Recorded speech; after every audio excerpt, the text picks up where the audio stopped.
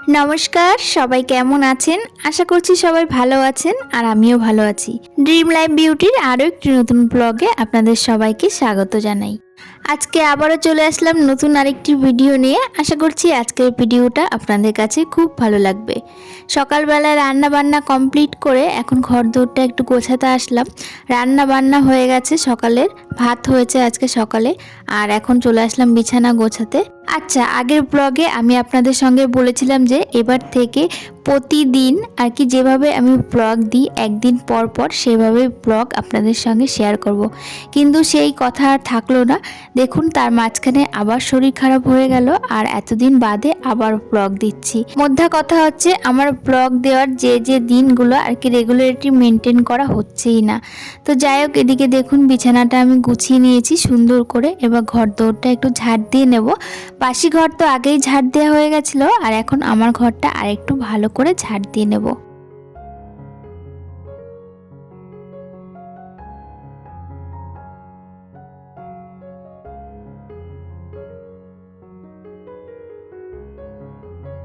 ছেলে এদিকে বারান্দাতে একটু পড়তে বসেছিল, আর বই পড়ার পর বই খাতা ছড়িয়ে ছিটিয়ে রেখে যাওয়া তার মানে একটা বদ অভ্যাস বলতেই পারেন। মানে বই খাতা একদম গোছাতে চায় না, শেখালেও শিখতেই চায় না।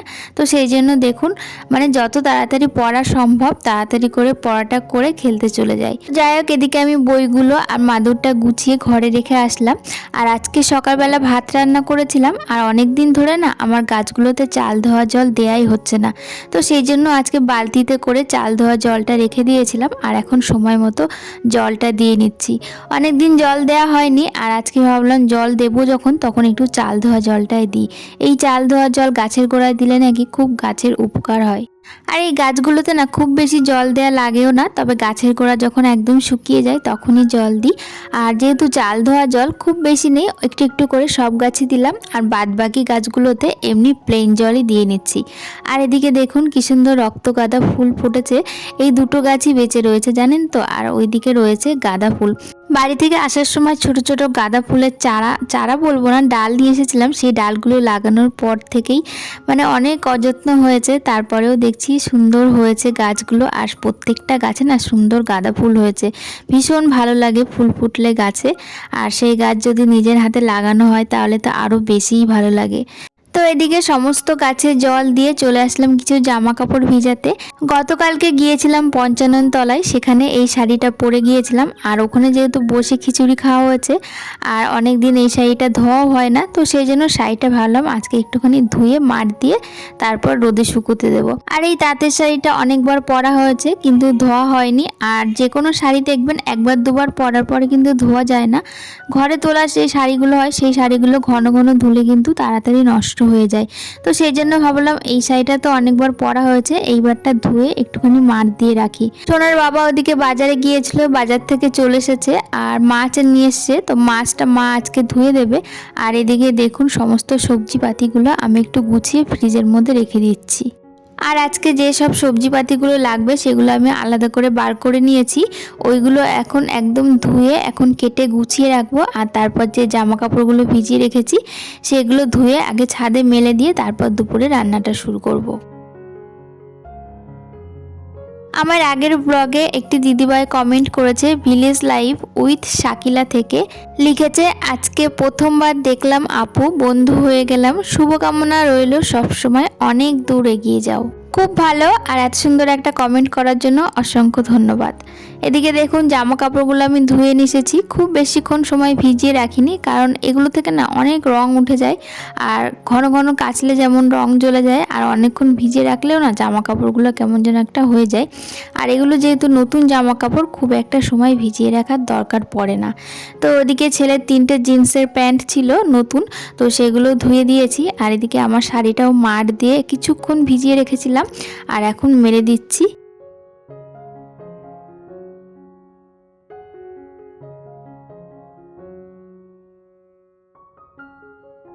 আজকে দুপুরে রান্না হবে পালং শাক, তার সাথে হবে আমুদি মাছ, আর হবে একটা বাটা। এই সময়টাতে না আমাদের বাড়িতে প্রায় প্রায় বাটা হয়। আর আমরা গরম ভাতের সঙ্গে বাটা খেতে না ভীষণ ভালোবাসি, সে যে কোনো জিনিসই হোক না কেন, যেমন ধনেপাতা বাটা, লাউ পাতা বাটা। তবে আজকে ধনেপাতা আর লাউ পাতা না একসঙ্গে বাটবো। আর এদিকে দেখুন পালং শাক রান্না করছি। পালং শাকের মধ্যে আলু, শিম, বেগুন সমস্ত কিছু দিয়েছি, দিয়ে এবার কষিয়ে নিয়ে এবার শাকটা দিয়ে তারপর জল দিয়ে একটু ঢেকে দেবো। আর ওদিকে তো আজকে নিয়ে এসেছে আমুদি মাছ, মাছটা মা কেটে ধুয়ে দিয়েছে। আর এদিকে আমি সমস্ত সবজিপাতি কেটে কুটে গুছিয়েও নিয়েছিলাম। তো এখন রান্না বান্নাটা শুরু করে দিয়েছি। তো এদিকে দেখুন মাছটা নিয়ে এসেছে, আর মাছটা তো ভেজে নেব, এর মধ্যে লবণ হলুদ মাখিয়ে নেব। আর এগুলো যেহেতু সমুদ্রের মাছ, খুব বেশি লবণ দিতে হয় না, অল্প লবণ দিতে হয়। আর লবণের পরিমাণ যদি বেশি হয়ে যায় তাহলে কিন্তু খেতে ভালো লাগে না। আর লবণাক্ত তরকারি তো কেমন লাগে খেতে আপনারা তো সবাই জানেনই। তো এদিকে দেখুন আমার পালং শাক রান্না হয়ে গেছে। পালং শাকটা নামিয়ে তারপর মাছটা ভাজতে বসাবো।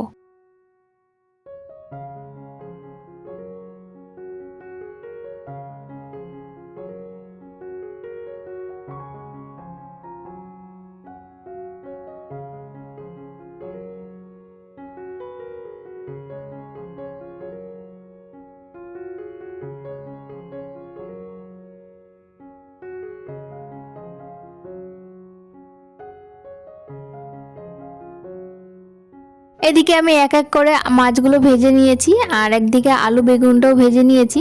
আর এদিকে পেঁয়াজ কুচি দিয়েছি, তার মধ্যে টমেটো, আদা, রসুন বাটা সমস্ত মশলা দিয়ে এবার ভালো করে মশলাটা কষিয়ে নেব। আর এর মধ্যে যেহেতু আলু বেগুন দেব, তো সেই জন্য আলু বেগুনটা আলাদা করে ভেজে নিয়েছি। না ভাজলেও হতো, তবে আর ভেজে নিলে তরকারিটা বেশি স্বাদ হয়, তো সেই জন্য আমি একটু ভেজেই নিয়েছি। তবে আলু বেগুনটা ভাজতে গেলে যেহেতু একটু তেলের পরিমাণটা বেশি লাগে, তো মাঝে মধ্যে আমি আলু বেগুনটা না ভেজে একেবারে মশলা কষিয়ে তার মধ্যেও দিয়ে দিই। তো যাই হোক, আজকে আলু বেগুনটা একটু ভেজেই নিয়েছি।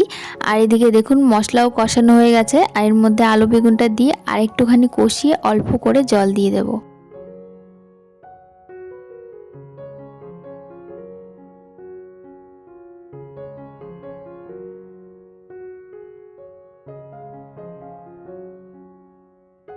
আমার এদিকে মাছের তরকারি রান্না হয়ে গেছে, আর তার সঙ্গে কিন্তু এই যে ধনেপাতা আর লাউ পাতা একসঙ্গে মিশিয়ে বেটেছি।